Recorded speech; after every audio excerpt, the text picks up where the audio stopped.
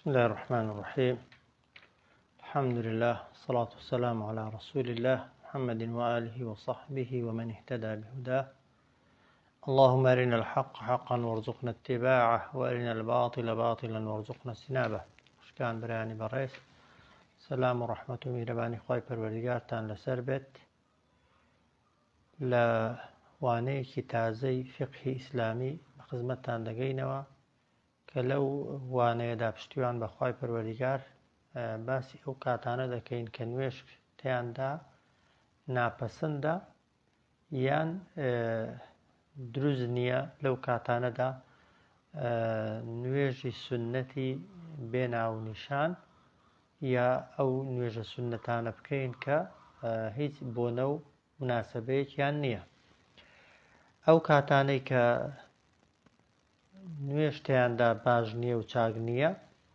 لە کۆمەڵێک فەرمودەی پێغەمبەر صلی الله عليه وسلم ئیشارەتیان پێکراوە لەوانەی کە زۆر مەشهورن. تەمان سێ کاتە زۆر دیارەکان.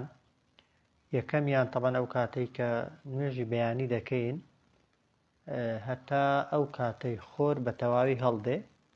بە تایبەت لە کاتی هاتنە دەرەوەی خۆردا، ئەو کاتەی کە خۆر تازە خەریکە دێتە دەرێ و تەواو نەهاتوۆتە دەرێ تا تەواو خۆر دێتە دەرێ و تۆزە گەرم دەبێت، یان بە قەدەر ڕمێک یان بە دەقە ئەگە حساب بکەین چارێکێک 20 دقە دوای خۆر هەڵاتن لە نوێژی بەیانیەوە تا ئەو کاتە هیچ نوێژێکی سوننەتی بێ هۆکار باش نییە و چاک نییە. کاتێکی دیکە لە ناوەڕاستی ڕۆژ وەختی نوێژی نیوڕۆیە، ئەو کاتێک کە خۆر دێتە ناوەڕاستی ئاسمان و بەرە و لای خۆر ئاوابوون هیچ لای نەداوە کە ئەوەش بە دەقە ئەگە حسابیکەین چەند دەقەیەک پێش نوێژی نیوڕۆیە، تەمان سوننەتکردن باش نییە و ئەگەریش بە ئیشارەت و بە نیشانە بمانەوە بیزانین شتێک دانێ، ئەگەر شتەکە سێبەری نەکرد تەمان ئەو کاتێک کە شت کە دەیچەقێنی ڕاست سێبەری نامێنێ کە ئەو کات دیارە خۆر لە ناوەڕاستی ئاسماندا لەو کاتەشدا نوێژ نەکەین باشە. و هەروەها دوای نوێژی عەسر کە نوێژی عەسرمان کرد سوننەت و باش وایە واش لە هەموو سوننەتێک بێنین و بەڵکو ناپەسند و مەکروهە هیچ سوننەتێک بکەین هەتا نوێژی مەغریب بە تەواوی دەبێ، بە مانای ئەوەی تا بە تەواوی خۆر ئاوا دەبێت بە تایبەت تەمەن ئەو کاتانەی کە کاتی خۆر ئاوا بوون. ئەو سێ کاتن کە پێغەمبەر صلی الله عليه وسلم ئیشارەتی پێکردوون دەفەرمێت لا صلاة بعد صلاة العصر حتى تغرب الشمس، دوای نوێژی عەسر هیچ نوێژێک مەکەن هەتا خۆر بە تەواوی ئاوا دەبێ، ولا صلاة بعد صلاة الفجر و هیچ نوێژێکی سوننەتیش دوای نوێژی بەیانی نییە هەتا بە تەواوی حتى تطلع الشمس، هەتا خۆر بە تەواوی دێتە دەرێ. و لە فەرمودەیەکدا کە عەمری کوڕی حەبەسە بۆمان دەجێڕێتەوە دەڵێ گوتم ئەی پێغەمبەری خوا صلی الله عليه وسلم هەواڵم پێ بدە سەبارەت بە نوێژ، کەی نوێژ بکەم و کەی نوێژ نەکەم. فەرمووی صلی صلاة الصبح، فەرمی نوێژی بەیانی بکە، ثم أقصر عن الصلاة حتى تطلع الشمس وترفع، کە نوێژی بەیانیت کرد واز لە نوێژکردن بێنە هەتا ئەو کاتەی خۆر دێتە دەرێ و بەرز دەبێتەوە. پاشان فەرمووی فإنها تطلع من بين قرني الشيطان، چونکە خۆر لە نێوان دوو قۆچی شەیتاندا دێتە دەرێ. لە نێوان دوو قۆچی شەیتاندا دێتە دەرێ یعنی چی؟ یعنی شەیتان لە کاتی خۆر هەڵاتندا دەچێتە ئەو جێگایەی ئەو لای کە خۆری لێ هەڵدێ. بۆچی وا دەکات؟ تەمان شەیتان چونکە لەو کاتەدا خۆر پەرستەکان سوزدە بۆ خۆر دەبن، شەیتانش وەکو تەکەببور و خۆبەزلزانینێک دەچێتەوێ بۆی وا پیشاندا و هیچ نەبێت دڵی خۆی بۆ خۆشکە کە خەڵک سوزدە بۆی دەبا، کە لە حەقیقەتدا خەڵکەکە سوزدە بۆ خۆرەکەی دەبا، بەڵام دەچێتەوێ بۆی وا پیشانی خۆی یا خەڵکی بدا کە سوزدە بۆی دەبن، بۆی لەو کاتەدا نوێژ نەکرێ باشە. پاشان فەرمووی ثم صلي، ئەوجا بۆت هەیە کە خۆر هەڵات نوێژەکانی خۆت بکەی، فإن الصلاة مشهودة محظورة، چونکە هەموو نوێژێک مەشهود یعنی مەلایکەت لە گەڵی حازر دەبن و یانەوەتە شاهدی بۆ دراون حتى يستقل الظل بالرمح يعني بردوام بە لە نوێشکردن تا ئەو کاتەی وەک دەڵێ شتێک کە دەچەقێنی سێبەری نامێنێ کە شتێکت دانا و سێبەری نەما یعنی خۆر هاتە ناوەڕاستی ئاسمانێ و سەروبەری نوێژی نیوڕۆیەدا هات ثم أقصر عن الصلاة لو كاتجدا نوێژ مەکە چونکە فإن حينئذ تسجر جهنم لو كاتدا جهنم گڕدەدرێ جهنم وەک دەڵێ کاتی تووڕەبوون و خەشم و قینی خوای پەروەردیگارە ئەو کاتەش بوەستی باشە فإذا أقبل الفي أجر أوشتي تقاندو تسيبري كرد يعني بانجي نيورويدا أو فصلي نوجا كانت كا بيقومان نويش فرشته وملائكة كان تيدا حاضر دبن وآمادة دبن وهروا شاهدي شد بوددا أو زار فرمي حتى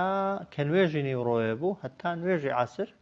سنتي مطلق بينا ونشان يا تسند حزد لين نويج دتواني بكي ثم پاشان کە نوێژی عەسرت کرد فەرمووی واز لە نوێژکردن بێنە هەتا خۆر ئاوا دەبێ چونکە بێگومان خۆر لە نێوان دوو قۆچەکانی شەیتان ئاوا دەبێت و لەو کاتەدا کافرەکان سوزدە بۆ خۆر دەبن سێ کاتەکە وازەحە لە حەدیثی صەحیح پێغەمبەردا کە ئیمامی موسلیم و ئەحمەد ڕیوایەتیان کردووە ئەو سێ کاتە نوێژکردنی مطلق و ڕەها تێیاندا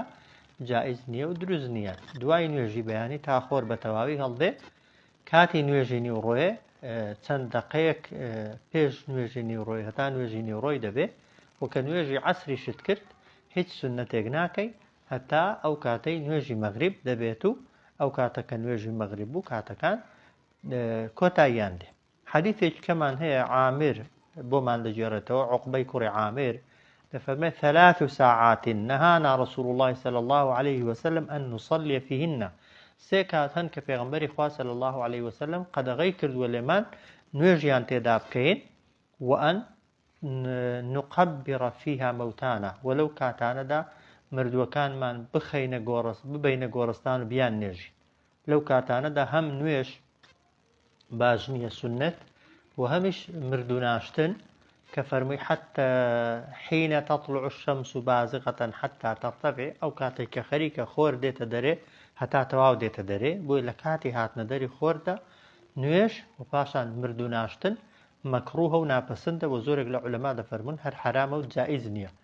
و ئەو کاتێک کە خۆر دێتە ناوەڕاستی ئاسمانێ وەکو گوتم چەند دقەیەک پێش نوێژی نیوڕۆیە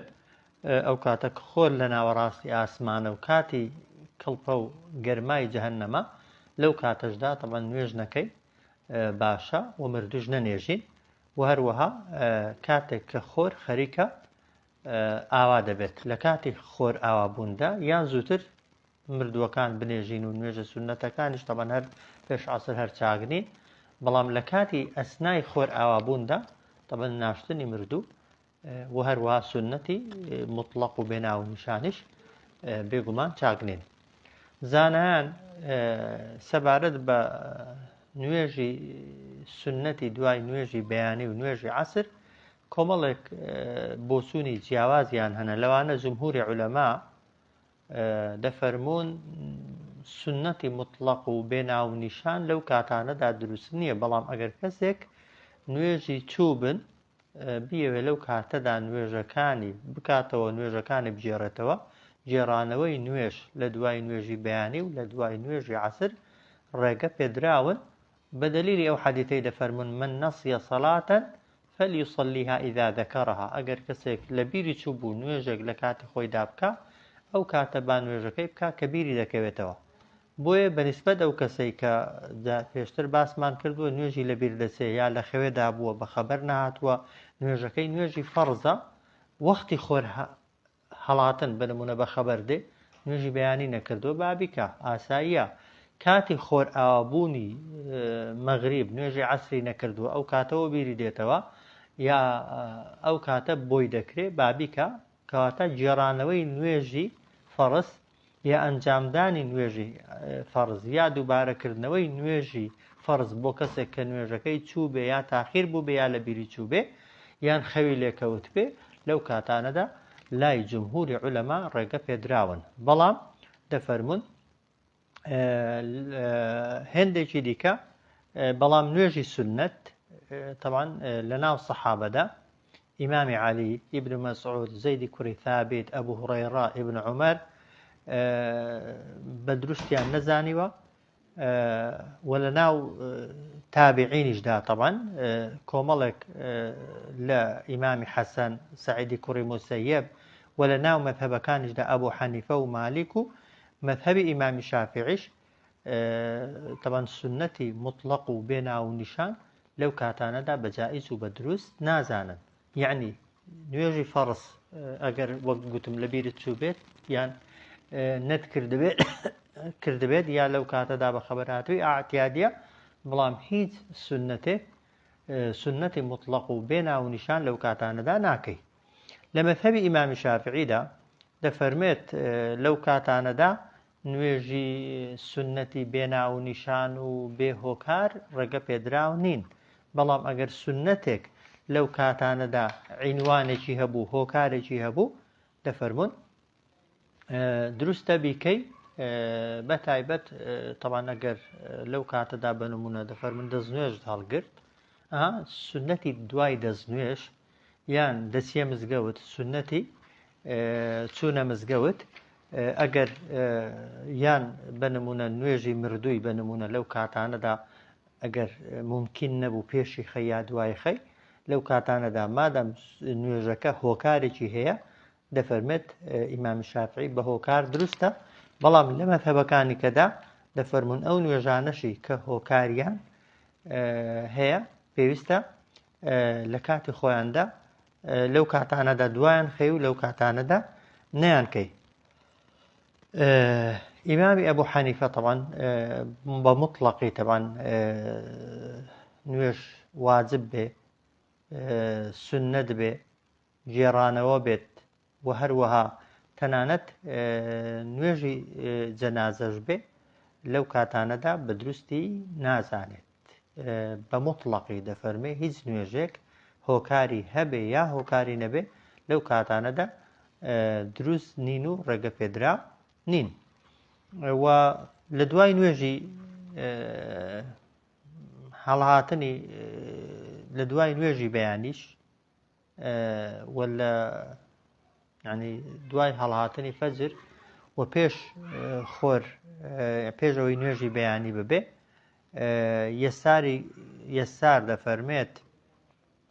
رآني ابن عمر وأنا أصلي بعدما طلع الفجر فقال إن رسول الله صلى الله عليه وسلم خرج علينا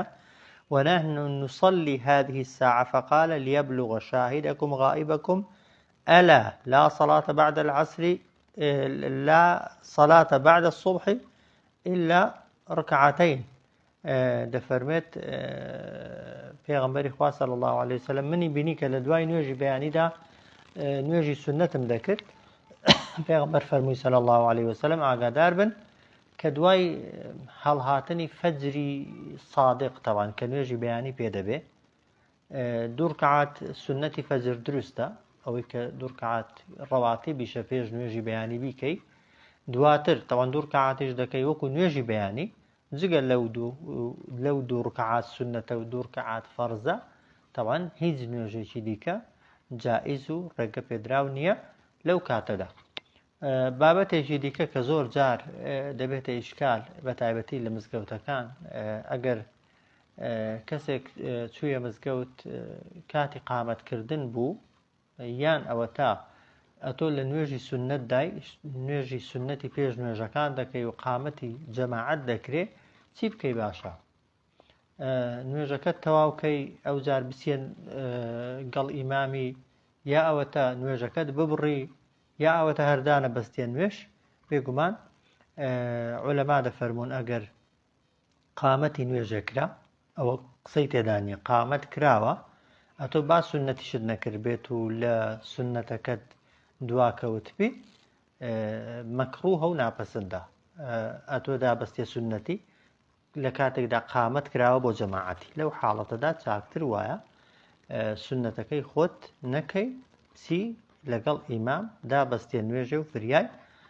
الله ئەکبەری تەحەڕوم کەوی، چونکە پێغەمبەر دەفەرمێ صلی الله عليه وسلم إذا أقيمت الصلاة فلا صلاة إلا المكتوبة. ئەگەر قامەت کرا بۆ نوێژی جەماعەت و نوێژی فەرز هیچ نوێژێک ڕێگە پێدراو نییە جگە لە نوێژە فەرزەکە. و هەروەها دەفەرمونون جارێکیان پێغەمبەری خوا صلی الله عليه وسلم هاتە مزگەوت کاتی نوێژ بوو پیاوێکی بینی لە قەراغێکدا نوێژی دەکرد وەلەو لاشەوە طبعاً کاتی نوێژی فەرز بوو پێغەمبەر فەرمووی صلی الله عليه وسلم ئەتۆ دەتەوێت نوێژەکەی خۆت بەتەنێ بکە یا لەگەڵ ما ئیقتیدا بە ئێمەوە بکەی بێگومان طبعاً لێ کاتیدا دوو نوێژ نابن کاتی نوێژی جەماعەتە بۆ خۆش سنەتی دەکەی ناکرێت لە یەک مزگەوت و لە یەک شوێندا تۆ خەریکی سنەتی بی لەو لاشەوە یەکێکی دیکە نوێژی واجب بکات ئەتۆش واجبەکەت نەکردوێ بەڵێ دەکرێت هەموو بە یەکەوە سنەتەکەی بکەن بۆیە ئەگەر نوێژی جەماعەت هەبوو وەدا بسترا بۆ جەماعەتێ بە هیچ شێوەیەکی دروست نییە تۆ بچی لەولاوە سنەتی خۆت بکەی بۆیە بە ئاگاداری ئەو خاڵانە بین. یەکەم ئەگەر چوویە مزگەوت معلومە کە قامەت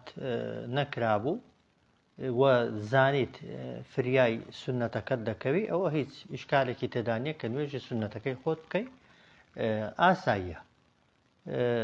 خاڵێکی دیکە جاری وایە دەچی بە تایبەتی ئێستا لە مزگەوتەکاندا تەوقیت هەیە سەیری کاتەکە کە ئەگەر زانیت فریای سنەتەکەی ناکەوی بە جوانی بێگومان سنەتەکەی نەکەی باشە چاوەڕێکەی تا قامەت دەکرێت بۆی فریای ئەڵڵاهو ئەکبەری دابەستنە نوێژەکەی بکەی. ئەوە دوو. یان ئەگەر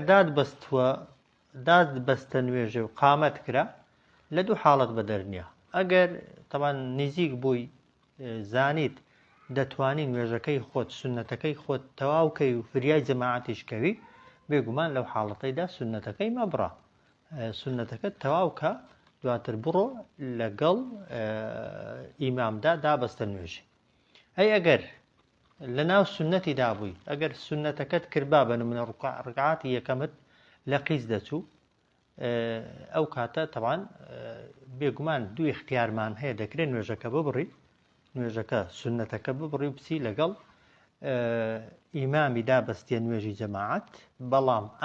ئەگەر فەرزەن کە زۆر جار دەگوترێت بە هیچ شێوەیەکی نابێ ئەگەر فەرزەن سنەتەکەشت مادام نەتزانیوە دادبەستۆتە نوێژی بەسەر تۆدا قامەت کراوە ئەگەر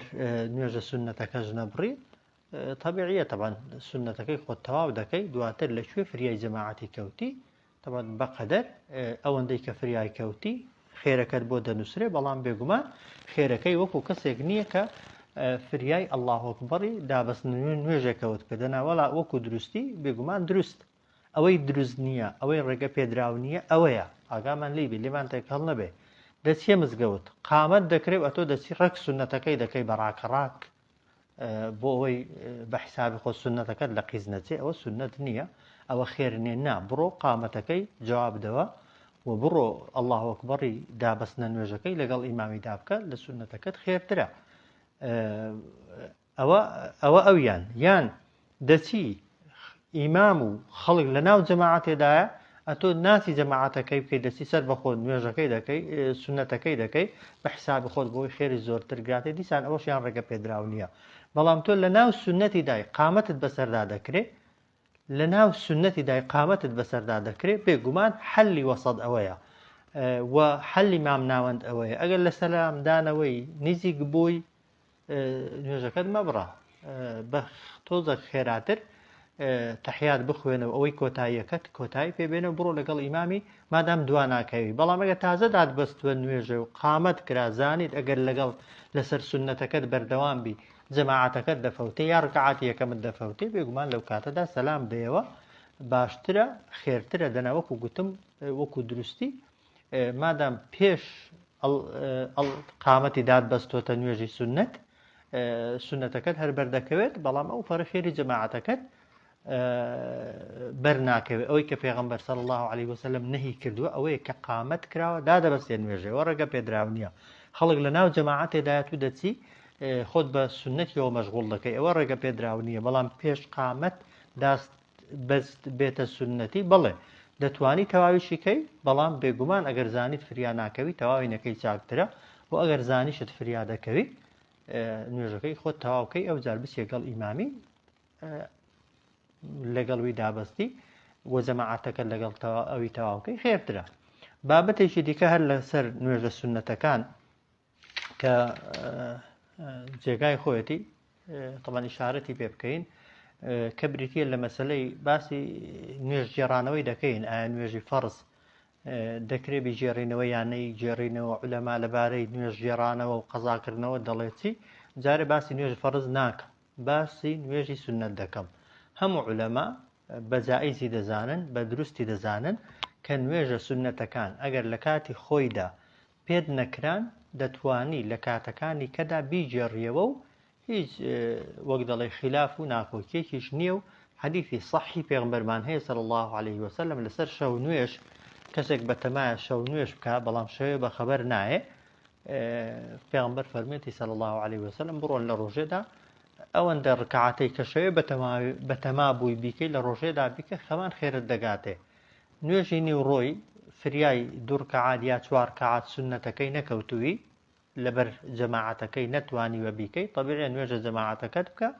دوای نوێژی نیوڕۆ یان لە کاتێکی دیکەدا ئەو دوو ڕکعات سونەتەی بەتەما بووی یا ئەو چوار ڕکعات سونەتەی بەتەما بووی بیجێڕەوە گرفتێکی تێدا نییە. سەلاتی ضوحا عادەت دوایە دەیکەی ڕۆژێک لە کاتی خۆیدا بۆت نەکراوە تا دوانی ڕۆیە یا دوای عەسرە یان ڕۆژێکی دیکە ئەو دوو ڕکعات سونەتی ضوحای دەجێڕیەوە ئیشکالێکی تێدا نییە. هەموو نوێژێکی سونەت ئەگەر لە کاتی خۆیدا نەتوانی بیکەی بێگومان دەتوانی لە کاتەکانی دیکەدا بیجێڕیەوە و جێڕانەوەی نوێژی سونەتیش ئیشکالێکی تێدا نییە بە تایبەتی بەیانیان ئەگەر درەنگ بە خەبەر هاتی بنمونە نوێژی بەیانیت لە مەترسیدا بوو بۆی بچێ لەو حاڵەتەشدا دەکرانی نوێژی بەیانیەکەت بکەیت و سونەتەکەی پێ دوایە بەڵام کە دەیکەی بە نیەتی سونەتی پێش نوێژێ دەیکەی نەک بە نیەتی سونەتی دوای نوێژی بەیانی چونکە دوای نوێژی بەیانی سونەتی تێدا نییە بەڵام ئەوە جێڕانەوەیە کە وتمان جێڕانەوەی نوێژی فەرز و سونەت لە کاتە ناپەسەندەکانیشدا هەر ڕێگە پێدراون یان ئەو کەسانەی دەستە مزگەوتێ بە نمونە دابەستراوەتە جەماعەتەی حەزشت لێیە سونەتی پێش نوێژەکان بکەیت